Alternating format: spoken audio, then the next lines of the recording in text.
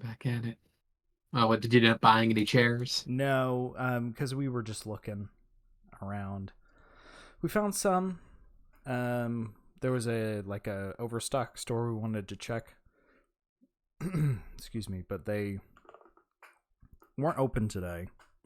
And then the other place that was supposed to open at noon didn't. So we only looked at one place.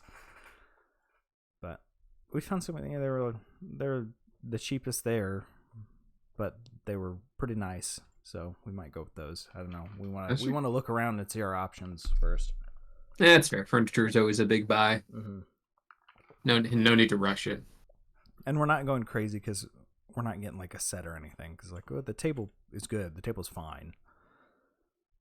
So we just need to. Unless you want to go a little crazy.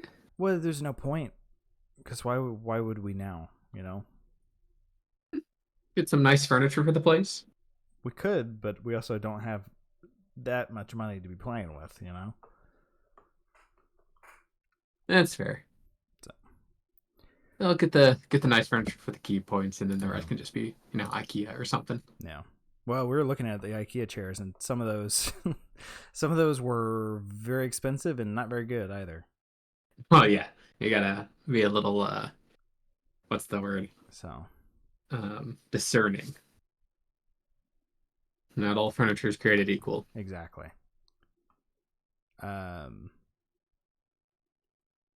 And what else? I started the cider. It's bubbling away. Bubble. All 5 gallons of it. It's a lot of cider. Yeah. Jeez. You're gonna drink it all? You're gonna put it into a giant mug that says XXX and just hold it and just guzzle it? Well, not just for me. It's for you guys too. Oh, you're gonna set aside a gallon for us? No, it's. And the other 4 is for you. This is my experiment with kegging.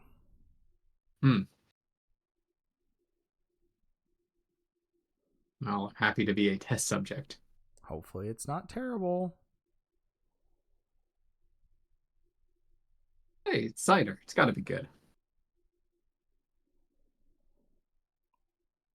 You're right. You would hope so. I'm hoping so right now. So what have you been doing this weekend? Man, I've been this has been a lazy weekend. Yeah. Been pretty busy the last couple of weekends, so this one took nice and chill. Did some chores, did some cooking, but otherwise just, read a little. Watched some films. Kick back, relaxed. Sounds pretty nice. So, not that the days are short.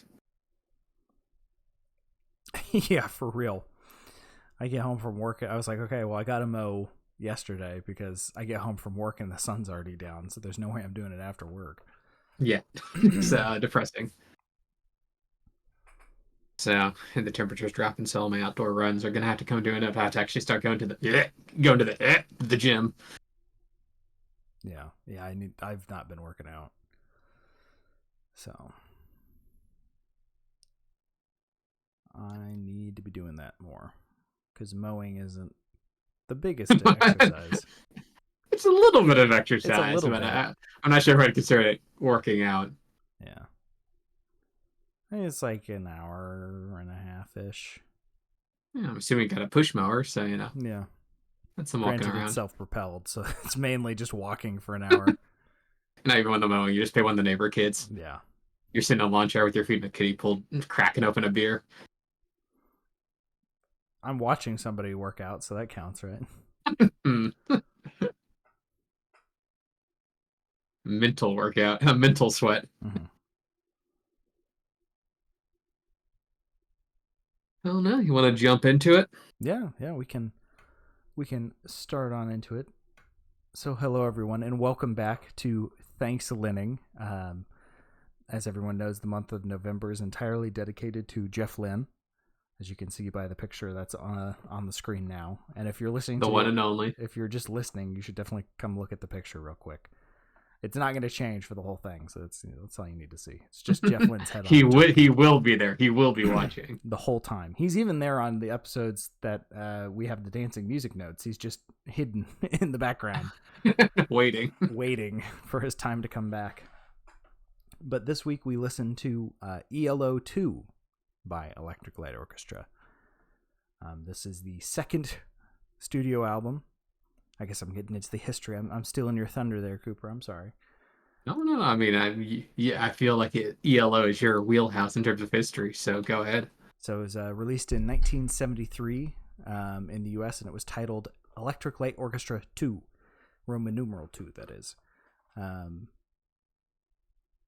It was the last album released by Harvest, and it is the last album in the UK where they used "the" in their name. So they're just Electric Light Orchestra. Yeah. Drop the.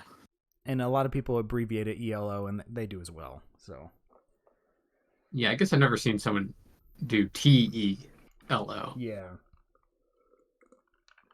But I feel like if I'm talking about them, sometimes I don't think I often say the Electric Light Orchestra.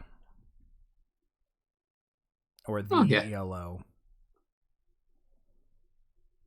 It's one of those ones that doesn't really... It's not like Wings, right? You really want to say the Wings, but it's not. It's just Wings. I guess with ELO, either way's right, in a way. Yeah, it's true. At some point, it was the Electric Light Orchestra. But yeah, you want to get... There's only 5 tracks, so this is probably going to go pretty quick, because we're not going to be able to talk for 10 minutes about the 10-minute song. Yeah. I mean, it's like you said, it's a 5-track album, but it's still 40 minutes long. So these are chunky tracks. ELO, I feel like they were pretty experimental in the first few albums. So we'll just jump right into it with the track number 1 here. In Old England Town, parentheses, Boogie number 2. Yeah, this is when they had some odd naming conventions on their first 2 albums. They were being a little quirky. Technically, I think the first 3 albums had the weird naming conventions, but this is the odd one out for this album. Well, okay, no, because Boogie number 1 is later. Say, and it comes before Boogie number 1. It doesn't make any sense, but whatever. This is the first track on the album, and it starts rather, dare I say, orchestral. What? Orchestral, maybe. But yeah, it's still. I'm using the Queen's English. Oh, sorry, my bad. I forgot you spent the 60s in England. Yes, in respect to Jeff. It's still got that harsh microphone vibe going on. Microphones weren't this bad by this point in time, but man, do they make it seem like that's the case. Yeah, this is the 1970s. We had sound technology largely figured out. Yeah. It's is the word lo-fi applicable here if it's not on purpose? Oh, it absolutely is on purpose. There's I'll jump to later in the track around the 140 mark. The vocals are really blown out that it's near unintelligible, but you can hear him clearly for a split second before the fuzz. You hear it like twice. So that it's a very purposeful filter that they're putting on. They're not using a toaster mic because they couldn't afford anything else. It's a very gruff filter. Yeah. I would say too gruff, given the instrumentation. Yeah. I don't know. I guess maybe they're going for like a little juxtaposition thing where like you got like these very dramatic guitars and backing violins, but then this very like filtered, lo-fi vocal delivery. So I can see what they're going for, but I'm not sure if it quite coalesces on this song. Yeah, it's I like the vibe, but it definitely is an acquired taste. It's not something somebody's going to sit down and say, yeah, I really like this. It's, yeah, okay. If you want to understand the words, you got to listen to it a couple times or look up the lyrics. But the vibe of the song is what really, really carries it through the whole thing. There's, it starts with some beautiful orchestra, it marries in that electric guitar. They work well together. And you get some horns and grand piano with the stupidly harsh vocals over top of it. It all just works together. I slightly disagree. I'm not quite sure what vibe they're going for in this song. I mean, I guess it's kind of like that hard rock meets orchestra. Okay, I get it. Right, ELO, but at least it kind of has sort of muddiness throughout that I don't really think coalesces at all. It's definitely a case of using the vocal line as an instrument. You're not supposed to be able to really understand what's being said. Oh yeah, and that's fine, right? We've kind of many of our artists have done that. I just think it doesn't pair with the instrumentation that well. It almost feels distinct to it. Yeah. In a way that I don't think is altogether complementary. To each their own. I always like this is one of my I mean I love all of their albums, but this was one of the ones that I would listen to study or do homework to. So it's got a soft spot in my heart. Look at it with objective fact, Sam. No. Go over to Jeff Lynne and ask him to redo the vocals. No. Jump into track 2 if you're ready, Coop. Yeah, track number 2, Mama. Or it's Mama in England or MoMA. Mama spelled differently in the US. I don't know why they had 2 different spellings. Oh, how'd they spell it for England? Well, in England it was spelled MOMMA. Yeah. In America it was spelled MAMA on the track list. Oh, okay. Well, Mama versus Mama, which I guess maybe that's just a different spelling in England. I don't know why they felt like they need to like I could read the English spelling and not be confused by it. I know because traditionally they call their mothers mum, M-U-M. Right, that's M-O-M. Yeah. So I don't know why they specified. Maybe they spelled it out phonetically because the British people didn't understand. I think it's the change for the Americans because Americans don't typically spell mama M-O-M-M-A. Oh, that's a good point, yeah. But I feel like the context clues, we could have probably figured it out. Yeah. Regardless, it was the 70s. Listening to the song once would tell you. But this one starts very differently. It's very calm and dreamy. There's some really, way far in the back, there's some very light, twinkly synth that really sets the mood. Yeah, this album is I always forget whenever I go back to these how non-synthy their initial albums were. Like the element's present, but it's definitely taking backseat to like any of the orchestral stuff. Mm-hmm. That's part of why I love these early albums. Is it is very orchestra forward. We get some nice strings playing, almost a duet with the vocal line over some nice calm acoustic backing. This one, it does have a little bit of that crunch on the vocal line, but it's much clearer.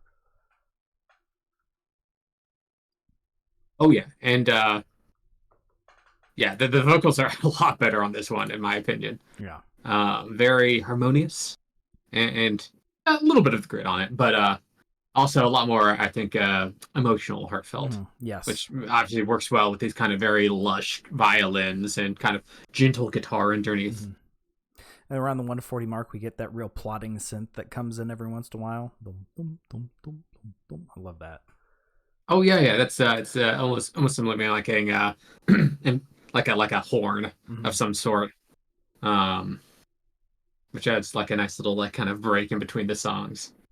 Yeah, we should mention that both these songs that we've reviewed so far have been 7 minutes long, so pretty chunky, and they're the shortest songs on the album. Yes.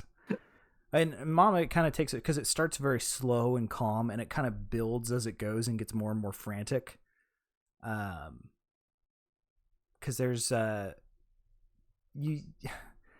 pace kind of picks up a little bit. Around the 155 mark, we get violin exclusively in the right ear, which I hadn't noticed before, so I'm not going to complain about it. Because just listening to the song, you don't notice it. But when I was, sitting and writing, I'm like, oh, that's a little heavy on that side for a second. It's a little too much for you. You don't like I'm your not the biggest unbalanced fan. No, balance. not the biggest fan. But as I was saying, it gets more kind of excited and powerful as it goes along. And we've I don't know if you picked it up, Cooper, at the 4-minute mark. There's a real hard cut to the scream vocal line.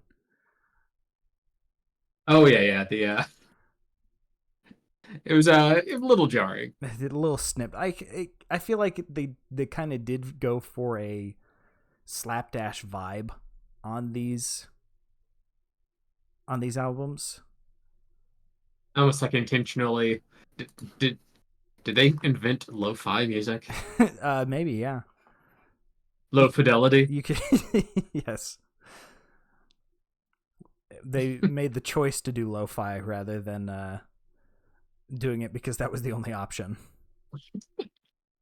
No, but I mean, honestly, I think the song is like I said, it's kind of balanced between the horns, the vocals, they have like a lot of area for the instrumentation to breathe. Um, I mean, I guess the song instrumentation wise doesn't progress a lot. Mm-hmm. But still it's such a like solid foundation that, it's a nice one to kind of glide through for the 7 minutes. Yeah. This is definitely a strong one. I always quite liked Mama. Well, we can jump on to track 3 then, if you're ready, Coop. Yes, track number 3, Roll Over Beethoven, which starts with actually just a symphony, like actual just Beethoven symphony. Mm-hmm. Well, before it gets into Beethoven's Fifth, it starts off with kind of some like far off organ, and then Beethoven's Fifth starts. Yeah. So a little ominous beginning before it gets into like just actually Beethoven's Fifth. But there is a bass guitar hiding amongst the strings. I don't know if you picked that up even before the start of the breakdown. Little musical jump scare. Yeah.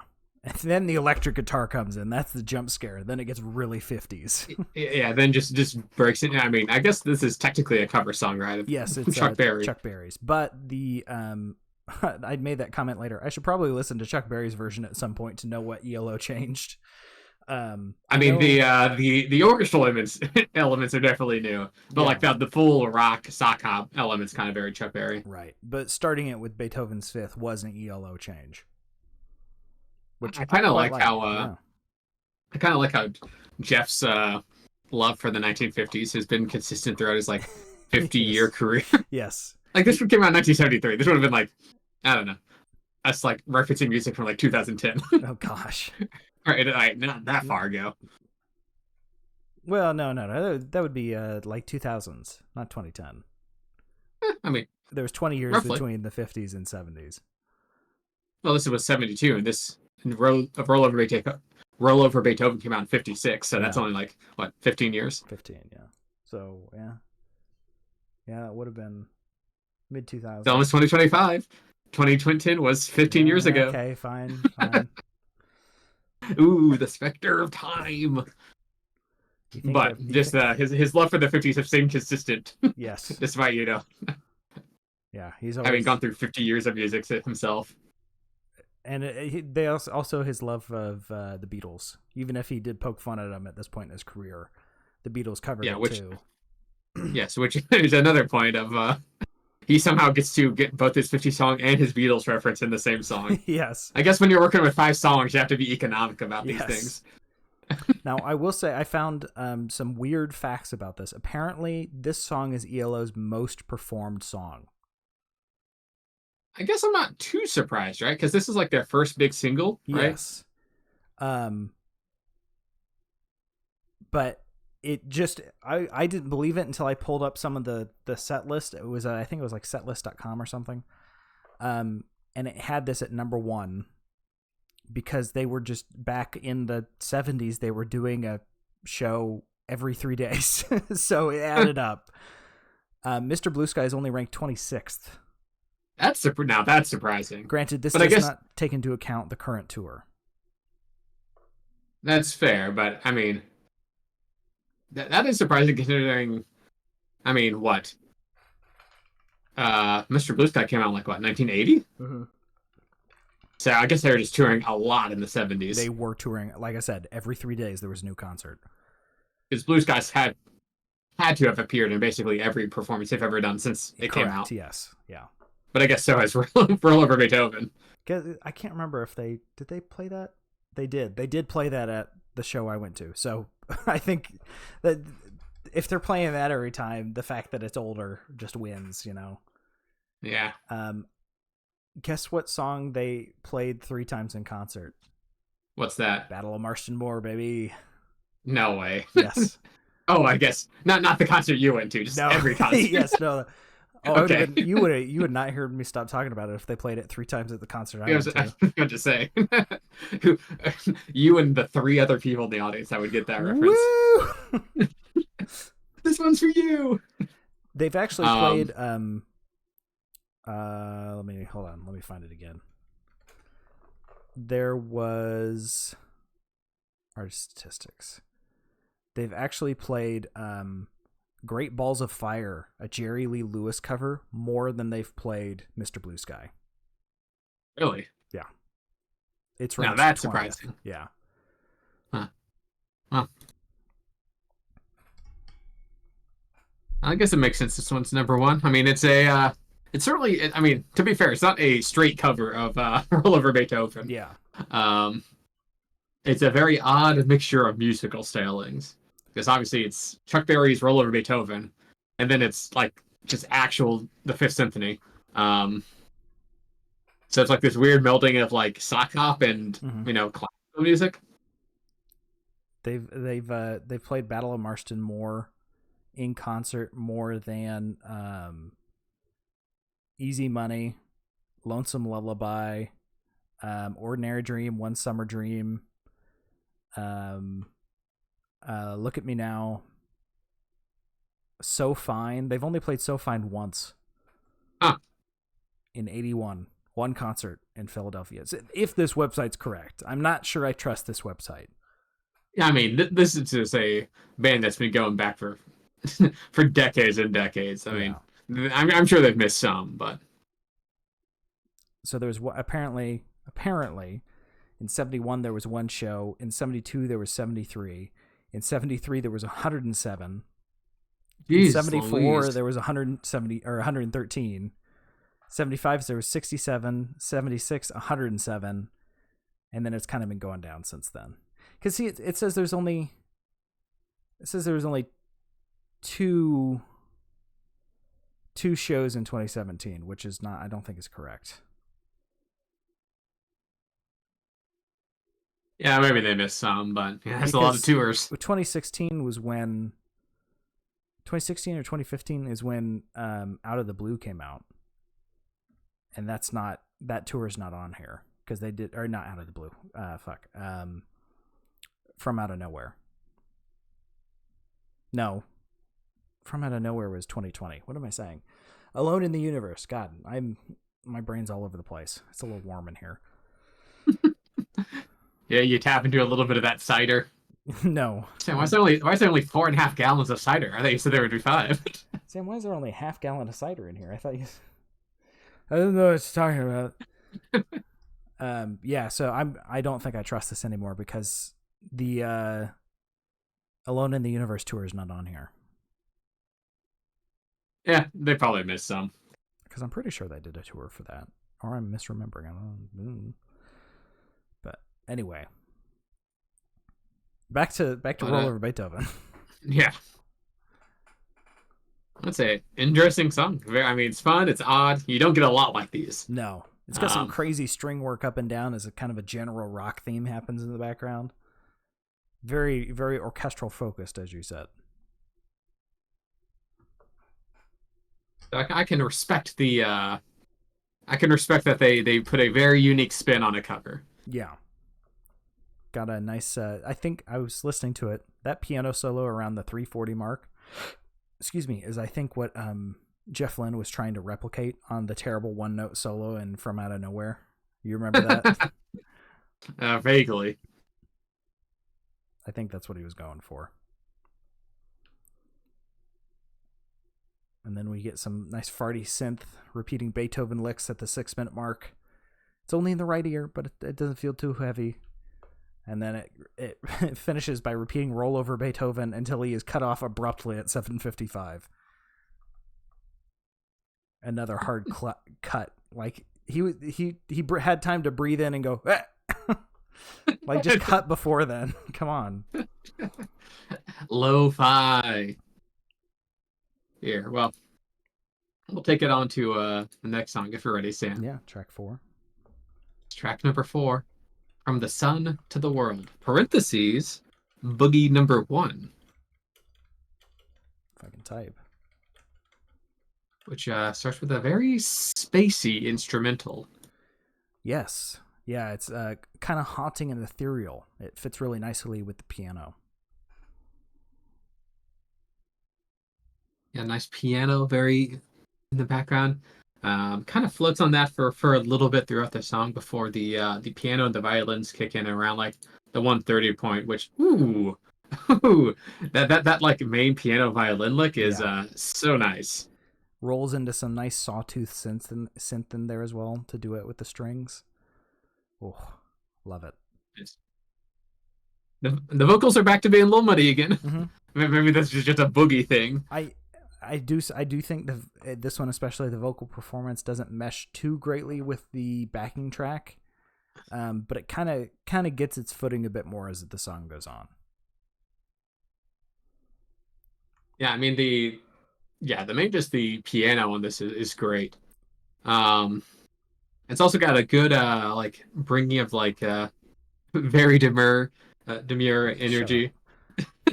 This whole thing, am I with it? Shut up.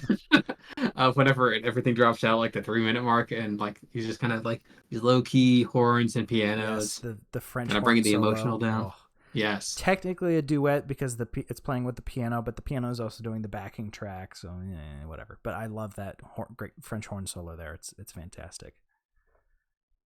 But then after that, it launches into a real groove around the 425-ish mark with almost, I call it like honky-tonk style piano played on a normal piano. It's literally Flight of the Bumblebee. Yeah. Real driving. I guess again with the orchestral. Yeah. They already did Beethoven, so why not? It provides a good backing. There's a couple of duets between instruments that switch back and forth and on and off. It's really nice. Sorry, go ahead. And even though it's like obviously an interesting pairing of like, I don't know, I feel like this one it still managed to work its way back into the main lick of it as well. Yeah, it's almost it's kind of multiple songs in one. But it kind of brings it all back together at the end, because the power that we end on, or the power of the middle, is not anything like the calm, floatiness that we had at the start. Yeah, it's a nice song progression, floatiness and driving, and of course kind of pulls back to the main melody and has like a nice payoff at the end, I think, too. Yeah. Yeah, the ending gets a little wild. There's that driving piano still, and the screeching synth comes in before it takes over the melodic line. That's a fun.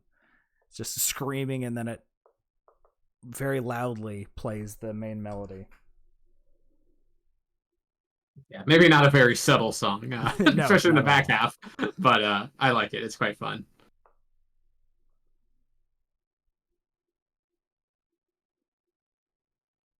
But it is a very fun song. It is. We're going to move on to the last track. Yes. The last track of the album. Track 5. Track number 5. Which is also the longest track on the album. Yes, had a whopping 11 minutes. It's Kiyama. It starts with some real nice farty bass synth. I love it every time. Before the world drops back to a kind of a muddled mix of like guitars and vocals. Really good for like classic rock vibes here. Which I guess is 1973, so just rock. Yeah. Yeah. We're making some classic rock here, guys, they said in the recording studio. Huh? But there's some horns really far back in the mix that I they're just very light. They contribute to making some depth, and it always just kind of nice little soaring melody over the top there. Yeah, and violins do sneak into the song a little bit as it goes on. Of course, they don't abandon it completely, but this one's, I think, a little more straightforward in terms of the rock and roll stylings. Yes. Yeah, and I'll be honest, I didn't end up getting a ton written for this one because I always get sucked into the instrumental. It always kind of just makes me float off, and I just kind of sit and stare and listen to it. And then the air raid sirens kicked in, and I'm like, "Oh wait, I was supposed to be typing." Yeah, it's a long one. That kind of, I mean, it has progression, but it's stretched out over 11 minutes. Yes, but it doesn't feel like it overstays. I mean, it definitely has some elements that help to keep it on its toes. Mm-hmm. Like the song changed a little bit at like the 5 minute mark, where everything kind of drops into a moody bass and like piano focus. And that fiddle breakdown, or kind of violin-y fiddle at the 6 minute point. Yes. It is pretty fun as well. It is a very, very fun track. But at the end of the whole, because there's not a lot of singing in this. There's some at the start, and then there's very long instrumental section, and then the singing comes back. It cuts to at the end of it builds and builds, frantic, and the air raid sirens come in, and then it cuts to a much calmer organ as Jeff admits to killing people. Yeah, that's less to calm. Children. Yeah, I was reading the Wikipedia page. It tells the tale of a soldier and an orphan girl. I'd say like for my gorals. The soldier is trying to comfort the girl and also to explain how he was the one who killed her parents. Wow, that's dark. Jesus. Yeah, yeah. Not only does he admit that he killed her parents, I believe the exact words are, "Kid, I just shot them. I just blew their heads open." Yeah, that's like, have a little tact, Jeff. Read the room. Yeah, for real. Duty I owed to my fatherland, I believe, was another part of it. Yeah, it's ELO's longest track ever. Wow. You probably can believe that. Yeah, 11 minutes. But it's a good one. I dig it, and it's real organic instrument fade out as a spaceship flies off into the night to end the thing. So like a woo woo woo noise that just fades away. And it also ends on this I don't know, I guess it's kind of elongated, kind of cacophonous note of like violins kind of screeching a little bit before it goes off into silence.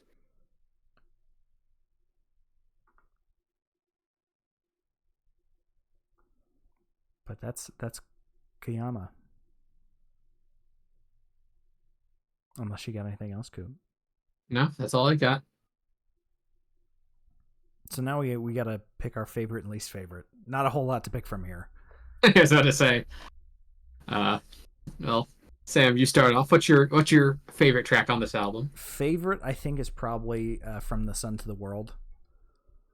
That's one that I'm in agreement. That's also my favorite. I routinely come back to just because, you know what, that's the one I want to listen to. I mean, the whole album is great. And Kiyama, usually what happens is I'll listen to Sun to the World, and then I'll just listen to Kiyama because it's right after, and I really like that song too. That's probably my second favorite. Yeah, that's half the album. Yeah, exactly, yeah. And at that point, I'm like, I'm just going to listen to the rest of the album. So then I go back to the start. So your favorite as well? It's... Yeah, it's also my favorite. I don't know, that main like violin piano lick is so good, and even though the vocals are still kind of gruff, I think it works with the song. Mm-hmm. It has a nice track progression, and it's the full 8 minutes. So what about least favorite? What's your least favorite track? Ironically, my favorite was Boogie Number 1. My least favorite is Boogie Number 2. Really, I love Boogie Number 2. In an old England town. I don't know, it just does not work for me. Oh, I love how gruff it is. I mean, the vocals are even gruffer than Number 1, and I just don't think it pairs as well with the instrumentation, which I think is also less interesting than the rest of the album overall. I mean, the orchestra elements are cool, It's got like a pretty cool, like dramatic, noisy finish, but I don't know, it's a little rough for my tastes. Or at Yeah, least rough in a way that I think is like cohesive. fair enough. Although, what's your least favorite? I'm gonna catch heat for this. Roll over Beethoven. Oh, okay. The lead single. Yeah, their most played song of all time, supposedly, allegedly. Yeah, I don't know. I like it's. It's not that I dislike it all that much. It's just my least liked song on the album. I had to pick one. You know. 1 of 5. Yeah, I did not. Don't have a lot of choices. All right. Well, that's the whole album. Yeah, It's only 5 tracks. yeah. That's all she wrote. Now we gotta rate the album. Who did it So, last how time? I would don't you? remember. I did it last time, so I think you've got to describe the rating system All here, right. Sam. So, as everyone knows, this is obviously an ELO themed podcast. We got a little bit confused, you know. Henry Ford, Jeff Lynne, we kind of forgot who invented the car. And rather than looking it up, we just put all our chips on Jeff Lynne was the one that made the car. We were kind of half right. He did most of the car. Famously, Henry Ford only came up with tires. Jeff kept trying to use squares. They just didn't work very well. But as a result, we got stuck with a car theme podcast, and we waited until, I think it was, episode 100 before we found out that Jeff didn't make cars. So it was a little too late to back out at that point. Yeah, I could have swore I saw him with cars, driving them before, so I just kind of figured. I just assumed. But anyway, at the tip top, cream of the crop, we got Showroom, the best of the best. You got to listen to this. You got to get everybody else to listen to it. This is a great album. And then at the bottom, we got 1 out of 5, Scrapyard. Ooh, yuck, get away from me. I am actively dying listening to this song or album. And then, high, low, everything in between.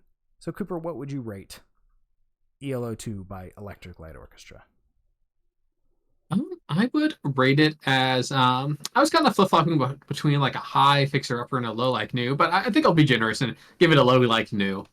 I mean, some songs don't work for me that well. Boogie Number 2, My Mama's an all right song, and it's like I really like Boogie Number 1 and Kiyama, Mm-hmm. and I think Rollover Beethoven, Mama has some interesting ideas. So I'll be generous and say it's kind of on the on better on the good side than the bad. I don't think it's like ELO's strongest album for sure. Yeah, Certainly not. They're early on in their discography. Mm-hmm. And yeah, I mean, I like how it's melding of orchestral elements, and obviously they move away from that more and more into their discography. So it's kind of this the only place where you're going to catch it. And I think it works more than it doesn't. So definitely worth a listen. Has some interesting ideas, even if they don't all land, and some I think some bangers on it. So what about you, Sam? I'm going to give it a very high like new. I like this album quite a lot. I'm very partial to early ELO. It's got that orchestral vibe that they start to lose as time goes. Now it's not much. The last From Out of Nowhere did not have much orchestra on it. But yeah, I've always liked this album. I will concede that it's definitely not one of the best albums. But this one definitely has a big soft spot for me because of how much I've listened to it. So I almost wanted to do Showroom, but I'm like, it's. I'll be honest with myself, it's not that good. It's not Showroom. That'd be a little generous for this album. To me, it's a Showroom, but I can respect that it swung for the fences, but yes, to me, it's a Showroom, but I wouldn't go out and say you got to listen to this album. Now, Marston a younger you might have done that. Yes, I probably did do that. Marston Moore, though, I always push Marston Moore. That's a Showroom level song. Okay, that's not even on this album. I know. I just had to bring it up. You didn't have to bring it up. I did. Well, that's the album. Now we're gonna roll on over to the spare tire, which is just whatever else we've been listening to this week. So Cooper, what have you been listening to? I've not been listening to too much, if I'm being honest. Just kind of been revisiting some old favorites. Some Clario, some Tyler the Creator. I did listen to so you know of not Electric Light Orchestra, but Yellow Magic Orchestra. Yep. We've reviewed a couple of their albums. Their keyboardist Hiromi Hosono, um, his first solo release album, Hosono House, is a great album. We'll have to listen to it sometime. He had re-released it, I think in 2019, like where he like did a re-recording of all the songs called Hochino House. Which actually I really like that album too. I think some of the recordings are even better than the originals. Wow, that's for sure. But this last week he re-released it Oh my as gosh. Hosono House Revisited, except each time it was different guest artists doing different covers of the song. Oh, that's kind of cool. Which and I listened through it. Some of them I quite like. Some of them were like, but I just had to give it a shout out to a very interesting eclectic choice of people he chose to cover. Some of them I've actually quite like. Like he had a Pearl and the Oysters, who I quite like, do a cover. He had Jerry Paper, who I like, to do a cover. Siso Neon, which is like a Korean band, do a cover. DeMarco, of all people, did a cover. Some Japanese artists did a cover as well. So just give him a shout out for a pretty eclectic taste there in terms of who was covering his songs. Wow. But I just laugh every time he re-releases this album. He's a different done it way. again. He can't keep getting away with this. But yeah, no, I'm just I quite like that album. So keep them coming. Posting now. What about you? Oh, there was a new release on the 31st from Megan Echo, who's a electronic artist I like. Katzi. It's German, I think, or maybe not. Hexen, and then Cat with a K, Z-E. It was quite good. And then the only other thing is I found a YouTube video that I sent you earlier today, Cooper. But it's Masayoshi Takanaka. Yeah, I listened to it. It was actually really. It's only got 1.6K views. YouTube's got me pegged. They know what I like. So, and it came out yesterday. But it was very good. I was very surprised at how well they mimicked Takanaka's style. So, I've been listening to a whole ton. Been trying to watch a lot of YouTube. I'm trying to watch more YouTube. So, I mean, there's some good stuff on there. Yeah. Man's been watching ASMR slime videos all day. Yep, that's it. You know those videos where they cut the soap up? Yeah, it's just been that. About 10 hours a day. Well, that's all we got for this week. If you've liked what you've heard and you want to hear some more, you can scroll down on the Twitch page to Jeff Lynn. He's the guy with the aviators on. That'll take you to YouTube, where most of our past episodes are. And if you're on YouTube and you want to listen live on Twitch, it's in the description. And Sundays, usually 8 p.m. Eastern, every Sunday. We're getting into the holiday season, so we might be getting a little bit sparse from here on out, but we'll see.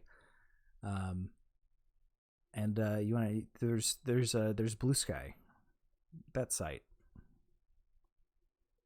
Yeah, follow us at Blue Sky at IOShot Pod. That's POD. We'll let you know what album we're listening to and when we're going to listen to it. Yeah, I should see if there's Blue Sky integration for Twitch. I've not edited the Twitch page for a while. Just all Twitter. Yes, I should probably look into that this evening. So, but that's all we got for you.